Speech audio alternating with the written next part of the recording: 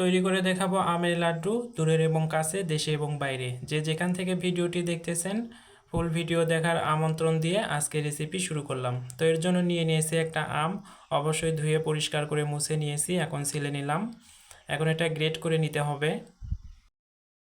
অবশ্যই গ্রেটারের বড় ছিদ্র দিয়ে এটা গ্রেট করে নিতে হবে। আর লক্ষ্য রাখবেন আপনার আমে যাতে কোনো পানি না থাকে, পানি থাকলে কিন্তু বেশি দিন সংরক্ষণ করতে পারবেন না। তো আমি দেখিয়ে দিচ্ছি এরকম হবে। এখন আম পরিমাপ করে যেই পরিমাণে আম হবে সেই পরিমাণ চিনি অ্যাড করে দিতে হবে, যেহেতু এটা লাড্ডু, মিষ্টি না হলে ভালো লাগবে না। তবে আপনারা চাইলে আপনাদের পছন্দ মতো চিনি বাড়িয়ে কিংবা কমিয়ে অ্যাড করে দিতে পারেন। তো এটা আমি রেখে দেবো 1 ঘন্টার জন্য। এই ফাঁকে আমি একটা মশলা তৈরি করে নেব। এর জন্য নিয়েছি গোটা জিরা এবং মিষ্টি মৌরি। এটা কাঠখোলায় টেলে নিতে হবে। আমার টেলে নেওয়া হয়েছে, এখন আমি এটা গুঁড়া করে নিব। একদম মিহি করা যাবে না, একটু আধা ভাঙা রাখতে হবে। তো আমারটা হয়েছে, এখন আমি নামিয়ে নেব। তো 1 ঘন্টা পর চলে আসলাম আমের কাছে। তো দেখতেই পাচ্ছেন আম থেকে কিন্তু পানি ছেড়ে দিয়েছে, অর্থাৎ চিনিটা একদম গলে গিয়েছে। এখন চলে যাব মূল রান্নায়। এই জন্য চুলায় একটা প্যান বসিয়ে দিয়েছি এবং প্যানের মধ্যে ঢেলে দিলাম। ঢেলে দেওয়ার পর এটা একটু নাড়াচাড়া করে দিতে হবে।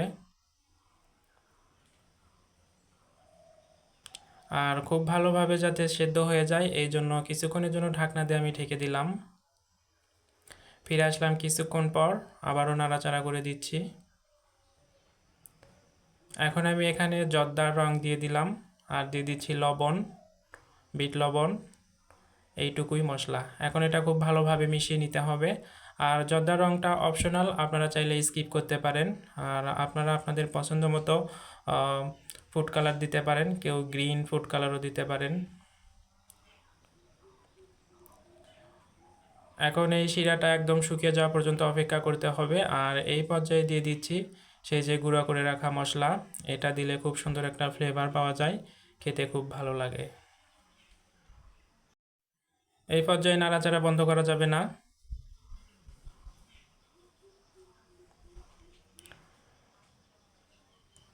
তো দেখতেই পাচ্ছেন চিনি শিরাটা কিন্তু একদম টেনে যাচ্ছে। আর যখন দেখবেন একদম প্যানের গা ছেড়ে দিচ্ছে সেই পর্যায়ে চুলাটা অফ করে নামিয়ে নিতে হবে। তো দেখতেই পাচ্ছেন আমার প্যানের গা ছেড়ে দিচ্ছে, এখন আমি এটা নামিয়ে নিব এবং ঠান্ডা হওয়ার পর ফিরে আসলাম। এখন আমি এখান থেকে লাড্ডু শেপ দেব, আপনারা বড় ছোট যার যেরকম পছন্দ শেপ দিতে পারেন।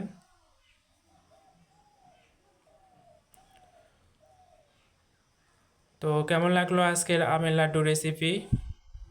যদি ভালো লেগে থাকে, যারা ফেসবুক পেজ থেকে দেখতেছেন পেজটি ফলো দেবেন, আর যারা ইউটিউব থেকে দেখতেছেন সাবস্ক্রাইব করে পাশে থাকবেন।